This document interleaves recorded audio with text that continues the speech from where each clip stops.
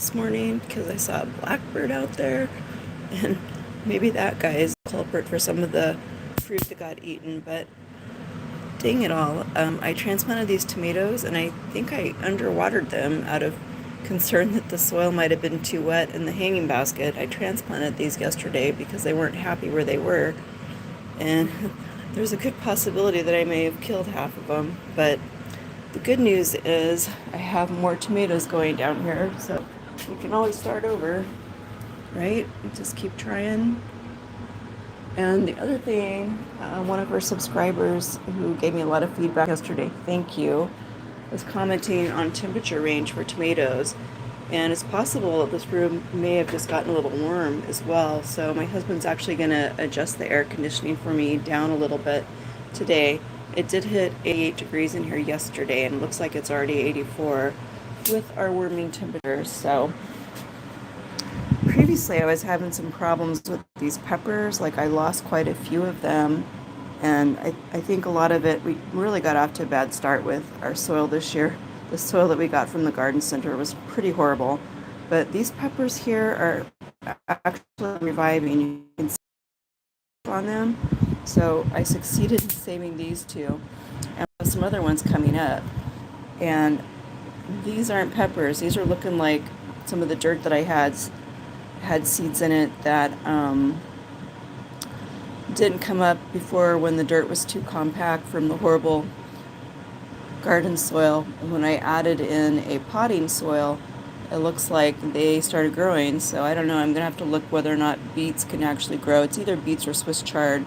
Whether or not that can grow with peppers, I can always move those.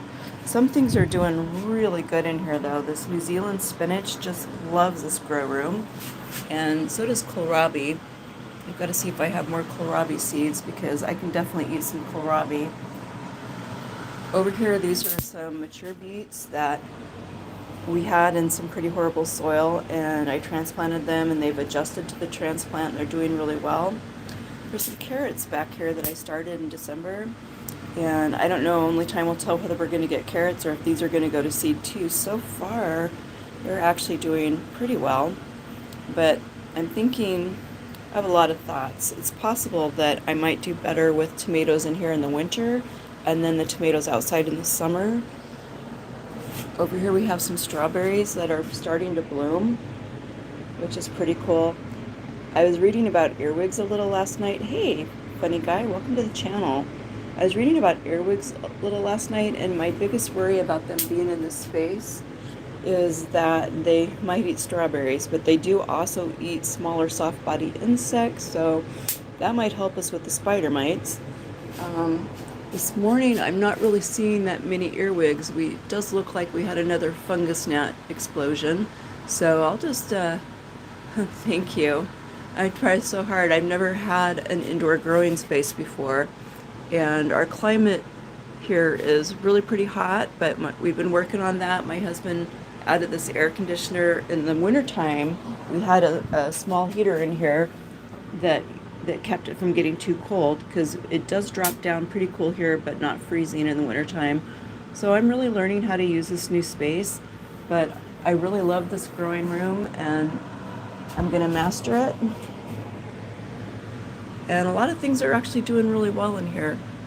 Like, I don't know, growing cruciferous in here might be a waste of space, but look at this stuff up here. This stuff up here is really pretty happy. I'm thinking I'll be starting some cruciferous in the fall to transplant when our weather cools off. The thing that's really doing amazing in here are these peppers. So I'm definitely going to add more peppers to this side. Oh, you have blackberries in your backyard. That's awesome. I was trying to grow a blackberry and it really wasn't very happy here. I found pineapple to be a great companion plant for peppers. There's 2 pineapples growing in here.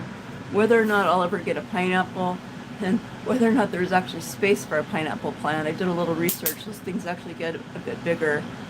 Hard to say, but either way, it definitely made the peppers happy. So I'll show you the tomatoes that I have that are growing outside here. And our daytime temperatures now are getting to 107. In the past, the only the only tomatoes I got to grow out here in the past were the cherry tomatoes. But these Thornton tomatoes have done really fabulous. And I have several that I've picked. And I've been putting bags on them to protect them from the critters, right? And at this point, it could even be blackbirds, because there's so hear that loud thing up there? That's a blackbird. But these Thornton tomatoes, this is the coolest spot in my yard. It gets the least sun. They have really done well out here, and I have them companion planted with catnip. We do get those nasty hornworms here, and the catnip repels the hornworms, so that's pretty cool. This cherry tomato, it planted itself, so I missed one apparently. So that's kind of cool too. I have some comfrey back here that's doing really well. I had this in a different part of the yard last year and it wasn't happy, but I'm pretty thrilled about comfrey. Comfrey has a lot of possibility. And over here, I started some basil and some tomatillos. My tomatillos got eaten, I think, by the quail, but it could have been the blackbirds. Who knows? Anyway, we live in the desert of southern Nevada, pretty close to the border, I guess. But actually the border of Arizona or California. But I'll show you the tomatoes. These tomatoes are the prettiest tomatoes I've ever grown. Actually, they're the largest tomatoes I've ever grown. So these Thorntons, when they are ripe, they're kind of orangish red with green stripes. Well, you live in Georgia. That's awesome, but look at how big these are.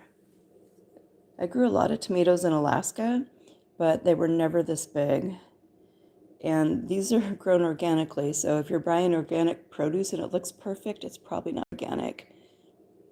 Anyway, little garden update for you. Gonna get out in a little bit here with a walk for Miss Meg, our dog.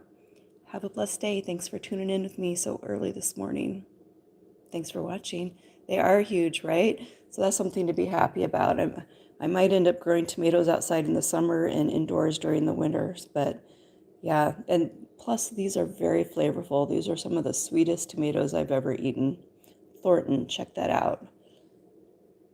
Thanks for watching.